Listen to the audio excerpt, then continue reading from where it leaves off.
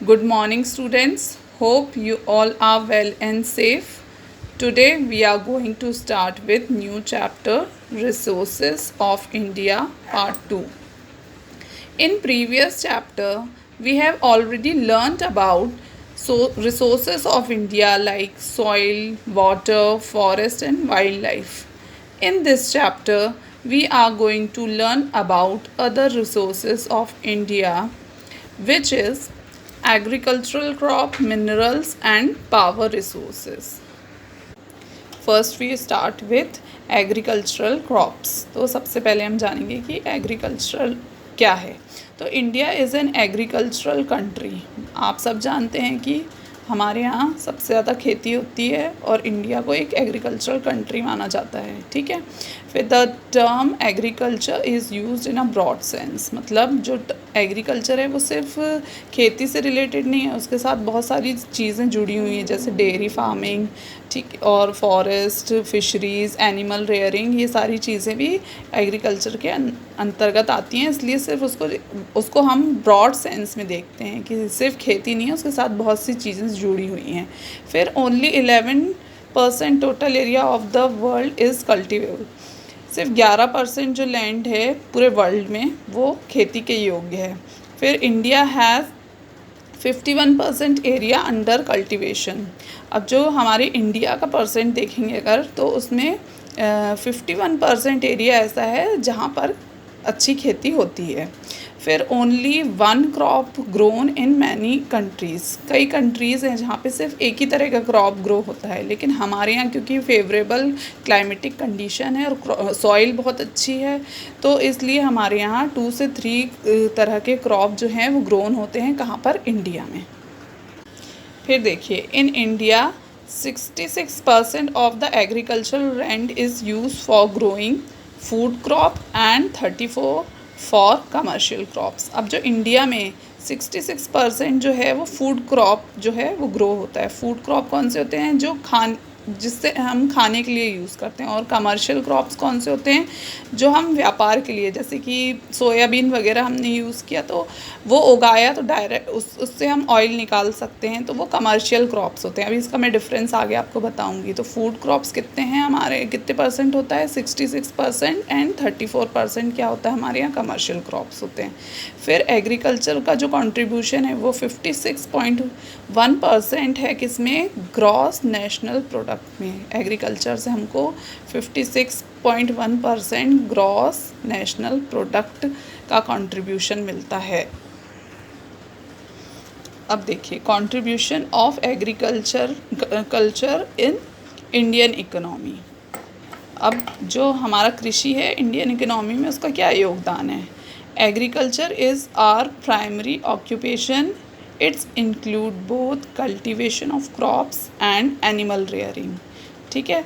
तो जो एग्रीकल्चर है वो पहला प्राइम ऑक्यूपेशन है हमारे इंडिया का, और वो ना सिर्फ कल्टीवेट करता है क्रॉप्स को, सिर्फ ना क्रॉप उगाता है, साथ में मैंने आपको बताया था कि ब्रॉड सेंस में यूज़ होता है क्योंकि साथ साथ उसके बहुत सारे ऐसी चीज़ें जुड़ी हुई हैं। तो एनिमल रेयरिंग भी जुड़ी हुई है, हाँ, फिशरीज़ भी जुड़ी हुई है, डेयरी फार्मिंग, ये सारी चीज़ें जुड़ी हुई हैं।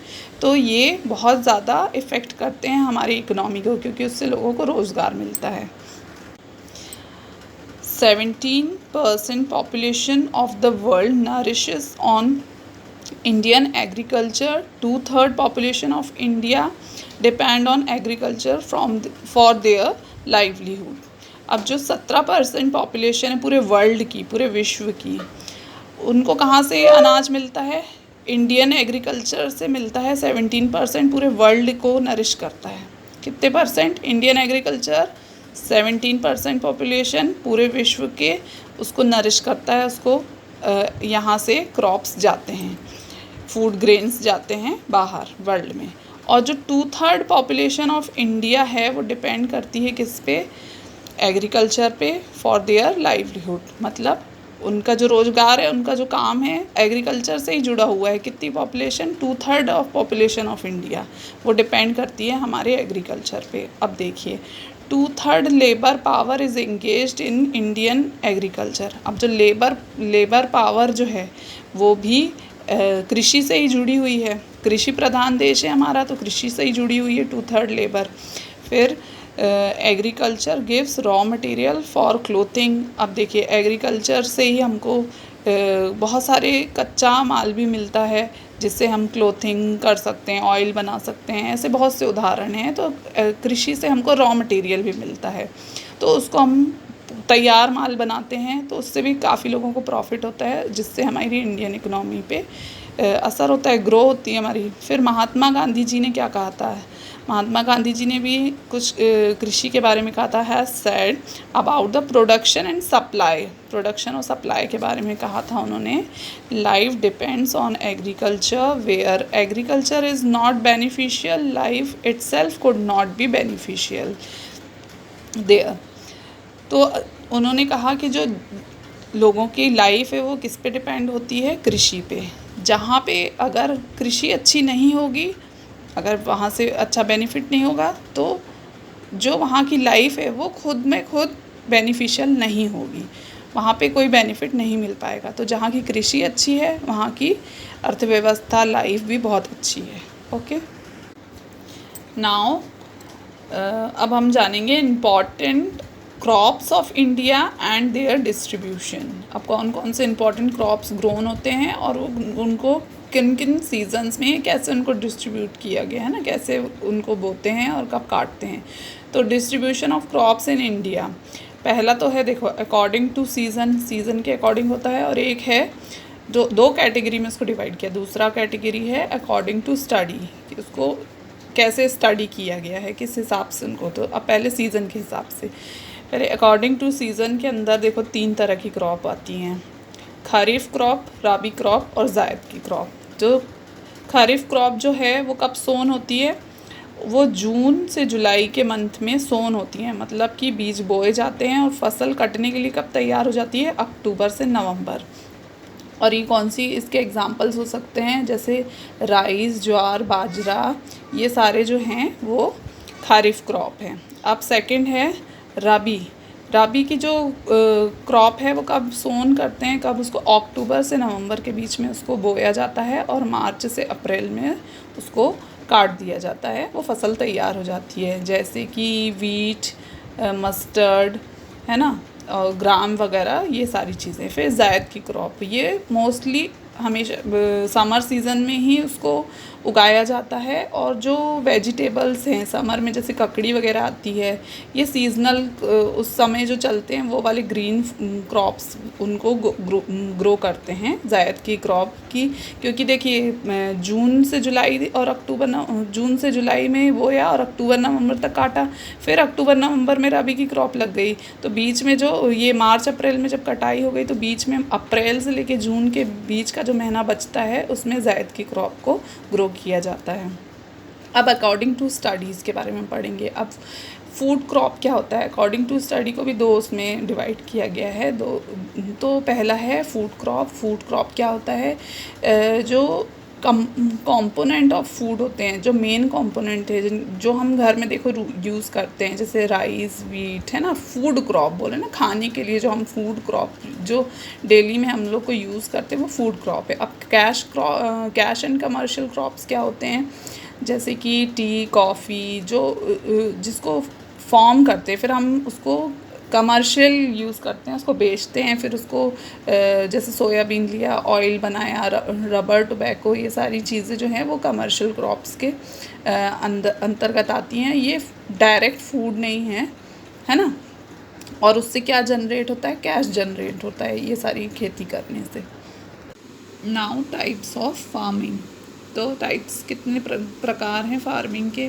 पहला है जनरल फार्मिंग। जनरल फार्मिंग में क्या होता है, जो किसान हैं वो लैंड को यूज़ करता है क्रॉप ग्रो करने के लिए, तो उसमें वो अपने चॉइस से कि उसको जिससे ज़्यादा प्रॉफिट हो सके, ज़्यादा इनकम आ सके, तो वो अपना डिसाइड करता है क्रॉप। क्योंकि मेन ऑक्यूपेशन तो उसका क्या है, एग्रीकल्चर पे ही वो बेस्ड है, और उसको प्रॉफिट भी अर्न हो ज़्यादा, ताकि वो आगे लंबे समय तक प्रॉफिट उसको मिल सके, क्योंकि वो डिपेंड है किस पे, एग्रीकल्चर पे, और उसकी डोमेस्टिक नीड्स पूरी हो सके और लाइवलीहुड जो है वो स्मूथली चल सके।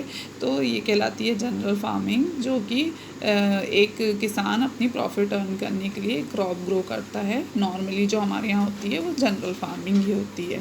फिर आती है स्पेसिफिक फार्मिंग। स्पेसिफिक फार्मिंग में क्या होता है कि जो 50% या उससे ज़्यादा जो टोटल इनकम है तो वो अर्न कर सके। जैसे कि अगर हमने सोयाबीन ग्रो की है एग्ज़ाम्पल में, तो अगर सोयाबीन ग्रो की है तो उसका जो 50% या उससे ज़्यादा जो टोटल इनकम है वो आती है अगर, तो वो मंडी में भी जाके उसके अच्छे प्राइस मिलते हैं, तो वो होती है स्पेसिफिक फार्मिंग, क्योंकि उनने एक प्रोडक्ट उगाया है और उससे काफ़ी अच्छा प्रॉफिट मिला। फिर आती है ड्राई फार्मिंग। ड्राई फार्मिंग कहाँ होती है, जहाँ पे कि एनुअल रेनफॉल जो है वो कम होती है, तो वहाँ पे ड्राई फार्मिंग होती है। जो रेन वाटर है उसको स्टोर करके रखा जाता है और फिर वो इरिगेशन के काम में आता है। उसके बाद आती है मिक्स्ड फार्मिंग। मिक्स्ड फार्मिंग में क्या होता है कि जो फार्मिंग के साथ साथ एनिमल रेयरिंग वगैरह, पशुपालन भी होता है। तो वो जैसे डेयरी वगैरह खोल ली, उससे भी आपको अर्न कर रहे हैं, उससे भी क्रॉप्स ग्रो करने से तो पैसा आ ही रहा है, लेकिन एनिमल रेयरिंग से भी पैसा उनको मिल जाता है। अब इरिगेटेड फार्मिंग।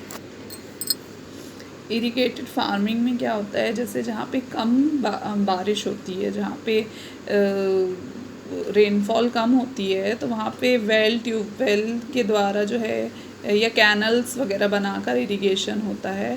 तो उसकी मदद से क्या होता है कि फसल बहुत अच्छी होती है और ज़्यादा प्रॉफिट देती है। और इसके एग्ज़ाम्पल हैं जैसे शुगर केन, वीट और कॉटन जो है वो इरिगेटेड फार्मिंग से ही होते हैं, क्योंकि कम रेनफॉल है, लेकिन इरिगेशन से सिंचाई करने से, कैनल और ट्यूबवेल्स वगैरह यूज़ करने से उनकी खेती जो है वो बहुत अच्छे से होती है। तो ये सारे हैं टाइप्स ऑफ फार्मिंग। अब हम अगले वीडियो में चैप्टर को आगे कंटिन्यू करेंगे।